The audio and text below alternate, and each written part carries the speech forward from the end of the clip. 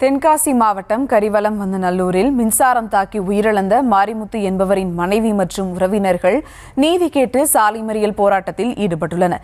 இதனால் சங்கரன் கோவில் ராஜபாளையம் சாலையில் போக்குவரத்து அடியோடு நிறுத்தப்பட்டுள்ளது. மேலும் விவரங்களோடு இணைகிறார் செய்தியாளர் கிருஷ்ணகுமார். வணக்கம் கிருஷ்ணகுமார், விவரங்கள். நிச்சயமாக சுபா, தென்காசி மாவட்டம் சங்கரன்கோவில் அருகே உள்ள நடுமலை மலையடிப்பட்டியைச் சேர்ந்தவர் மாரிமுத்து.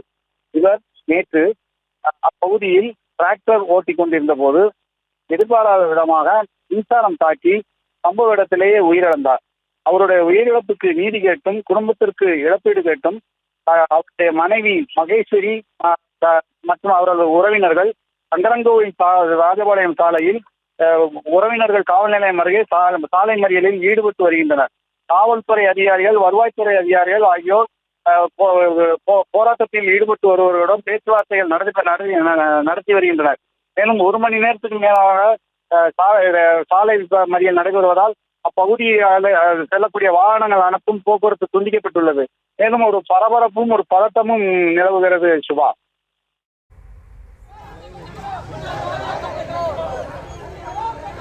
விவரங்களுக்கு நன்றி கிருஷ்ணகுமார்.